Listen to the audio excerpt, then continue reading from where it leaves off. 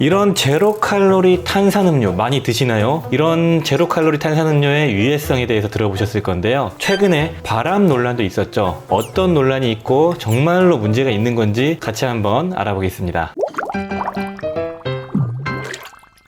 안녕하십니까. 약들약의 고약사입니다. 화이팅 먼저 외치고 시작하겠습니다. 화이팅! 오늘 영상은 아스팔탐, 제로 칼로리 음료나 막걸리 등에 많이 들어가 있는 이 대체 당 성분, 요게 이제 발암원이다, 발암물질로 지정된다, 이런 기사를 많이 보셨을 건데, 실제로 어떤 근거로 발암물질로 지정되는지, 그리고 이게 정말로 발암물질인지, 정말 유해성이 있는지, 그리고 제 생각을 한번 말씀을 드릴게요. 2023년 6월 말경에 외신 자료에 따르면 WHO 소속의 국제암연구소에서 이 아스팔탐을 발암물질로 지정한다, 최종 발표를 7월 14일날 한다, 이런 자료들이 배포가 됐고, 그러면서 많이 이제 논란이 있었는데, 국제암연구소에서는 2B군, 그러니까 그룹 2의 B군으로 지정을 한다는 뜻인데, 1군이 있고 2군 중에서도 A와 B가 있고요. 1군은 암을 유발하는 게 명백한 그룹군, 우리가 잘 알고 있는 가공육 같은 거나 그런 것들이고요. 이 A군은 암을 일으키는 것으로 확인이 되고 있는, 현재 어느 정도 확인이 됐다, 이런 거고요. 우리가 잘 알고 있는 그런 붉은 고기, 튀김, 우레탄, 이런 것들이 이 A군으로 분류가 되어 있습니다. 그리고 이제 아스팔탐이 들어가는 이 B군에는 알로에베라, 김치, 피클,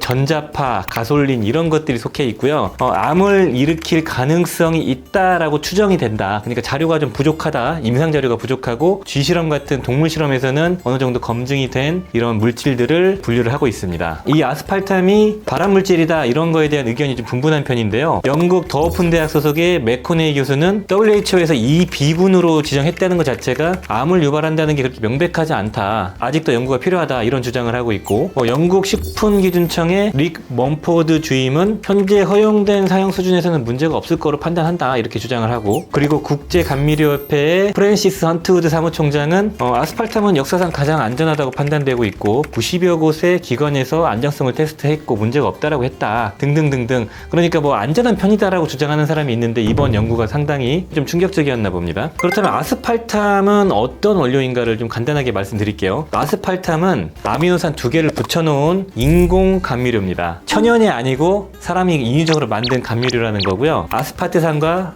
페닐알라닌, 이 두 가지를 펩타이드 결합, 그러니까 단백질 같이 아미노산을 2개로 결합시켜 놓은 겁니다. 설탕 단맛의 한 200배 정도 맛을 낸다고 하고요. 1g당 4kcal가 맞긴 하지만 아미노산들이니까. 그런데 200분의 1만 써도 설탕처럼 달기 때문에 칼로리가 거의 없겠죠. 조금만 쓰니까. 1965년에 위궤양약을 연구하다가 발견한 성분이고, 그 만들어 놓은 가루를 먹어보니까 되게 달아가지고 감미료로 개발이 되었다고 합니다. 미국에서 1974년도에 FDA 허가, 한국에서는 1985년도에 식품 첨가물로 허가. 먼저 개발된 사카린보다 훨씬 더 폭넓게 사용이 됐죠. 사카린에 대한 어떤 위해성이 알려져 있었기 때문에. 아스팔탐은 현재 음료에 많이 들어가 있고 막걸리나 이런 심지어는 의약품에도 들어가 있거든요. 폭넓게 사용되고 있는 식품 첨가물이다, 이렇게 보시면 좋겠습니다. 이런 식품 첨가물이 많이 사용되고 있는 이유는 일단은 칼로리가 대단히 낮거나 제로 칼로리에 가깝고, 체내에서 대사가 잘 되지 않고 당이 아니기 때문에 인슐린 저항성을 유발하지 않고 당 수치를 높이지 않기 때문에 이런 당에 민감한 사람들이 먹는 음식들, 음료들에 많이 들어갔던 거죠. 그리고 이 아스팔탐의 1일 섭취 허용량, 그러니까 평생 이 용량을 먹어도 안전하다고 판단되는 용량은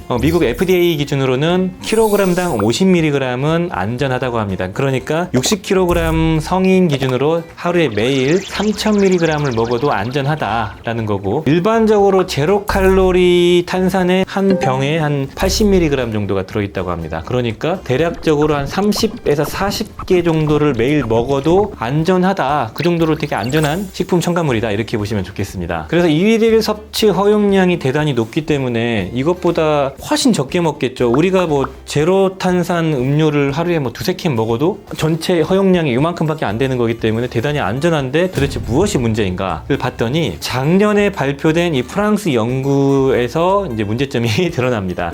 이전에도 많은 연구진들이 발암성을 띈다. 쥐실험에서 좀 그런 게 나왔거든요. 그래서 아스팔탐을 섭취량을 제한해야 된다 이런 주장이 있었고, 이걸 검증하기 위해서 프랑스 대학의 연구팀과 국제암연구소에서 공동으로 연구를 했고요. 일단은 프랑스 사람 10만 2천 명을 대상으로 2009년부터 2021년까지 약 12년 동안 평균 한 7.9년을 쭉 추적 관찰을 한 거예요, 이 사람들을. 그래서 이 세 가지 대체당을 설정했어요. 아스팔탐, 아세설팜, 칼륨, 스크랄로스. 이 세 가지를 아예 안 먹는 그룹과 조금 먹는 그룹, 그 중에서 많이 먹는 그룹으로 나눠가지고 실제로 7.9년 동안 쭉 추적 관찰했을 때 암이 얼마나 발생됐나, 또 위험도가 얼마나 증가했나를 측정을 해본 거죠. 감미료를 조금 먹는 사람들은 평균적으로 이런 인공 감미료를 세 가지를 하루에 7.6mg만 섭취했고요. 많이 먹는 그룹은 하루에 79.43mg. 그런 어찌됐든 간에 일일 섭취 허용량보다 훨씬 더 낮은, 몇천 ml니까 낮은 용량을 먹었던 겁니다. 그러니까 정해진 기준보다 낮게 먹었는데도 문제가 생기나 안 생기나를 측정해 본 거죠. 이런 대규모 10여만 명이 참여한 코호트 연구 결과로 봤을 때 스크랄로스는 발암성을 띠지 않는다, 통계적 유의성이 없다라고 이제 나왔고, 이 중에서 아스팔탐과 아세설팜, 칼륨은 발암성을 띈다라고 데이터가 나왔습니다. 아세설팜 K도 곧 발암원으로 지정될 수 있지 않을까라는 좀 생각이 드네요. 구체적으로 찾아보니까 낮은 이런 감미료를 소비한 사람들, 하루에 7.62mg 정도만 섭취한 사람들은 암에 대한 위험도가 1.26배 높아졌고요. 그리고 높은 용량, 아까 말씀드렸던 70mg 이상 이런 감미료를 섭취한 사람은 1.19배 높아졌다고 합니다. 이게 좀 희한한 게 적은 용량 먹은 게 더 암에 대한 발병률이 높아졌다고 하네요. 어찌됐든 간에 저용량을 먹든 고용량의 이런 식품 첨가물을 먹든 암에 대한 위험도가 높아졌다라는 데이터가 나왔고요. 프랑스 사람들이 가장 빈번하게 걸리는 암 중에 세 가지, 전립선암, 유방암, 비만 관련 암. 이 중에서 전립선암과는 유사성이 없었고 유방암과 비만 관련 암의 위험도는 높였다라는 데이터가 나왔어요. 저용량의 아스팔탐, 아세설팜, 칼륨을 섭취하면은 발암원으로 작동될 수가 있다, 이런 데이터 값이 나왔고, 이걸 바탕으로 WHO에서는 아스팔탐이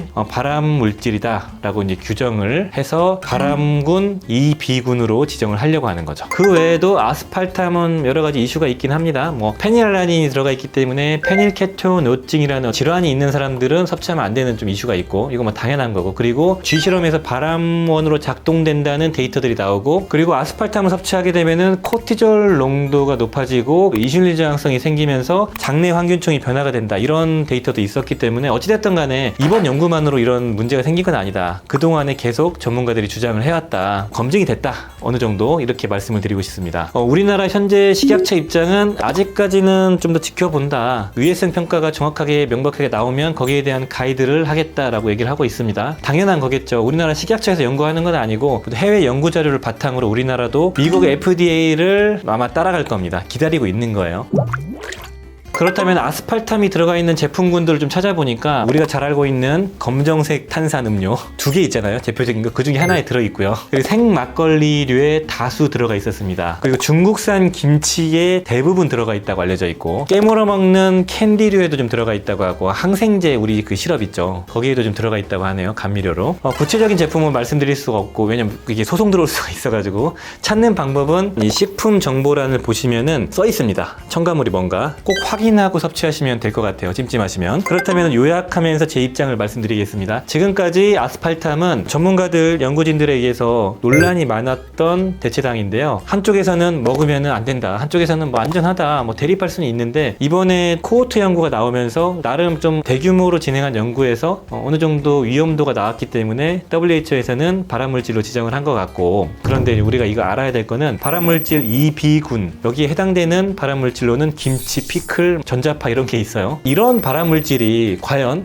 정말로 암을 유발하나? 김치도 우리가 매일 먹는데. 그렇기 때문에 너무 이렇게 막 호들갑 떨거나 너무 걱정하실 필요는 없을 것 같다는 생각이 듭니다. 자, 지금까지 일일 섭취 허용량 다 아래로 먹고 있고, 우리가 오랫동안 매일 먹는 것도 아니기 때문에 너무 걱정하지 마시고, 많이 찜찜하시고 좀 건강을 잘 챙기실 분들은 어찌됐든 간에 이런 대체당은 좀 줄이는 게 맞긴 하거든요. 그럼에도 이제 설탕 먹는 것보다는 개인적으로 낫다고 보기 때문에 너무 걱정하지 마시고, 굳이 섭취한다면은 스크랄로스가 들어가 있는 음료로 바꾸시면 어떨까. 내가 꼭 단 걸 먹어야 된다면 그렇게 하시면 좋을 것 같습니다. 아무튼 대체당은 좋은 건 아니지만 그럼에도 너무나도 걱정하실 필요는 없다. 그렇지만 좀 줄이는 노력은 해야겠다. 이 정도로 말씀드리겠습니다. WHO에서 이 아스팔탐을 발암물질로 지정하게 된 이 연구 데이터를 보시면 아시겠지만 어떤 상관관계가 있다 정도의 데이터가 나온 거지, 이게 어떤 인과관계, 어떤 작용 기전으로 어떻게 암을 유발하는지에 대해서 검증이 전혀 안 됐습니다. 그러니까 좀 더 연구가 많이 필요할 것 같고, 이 사카린처럼 나중에 다시 재평가받는 일도 있을 수 있으니까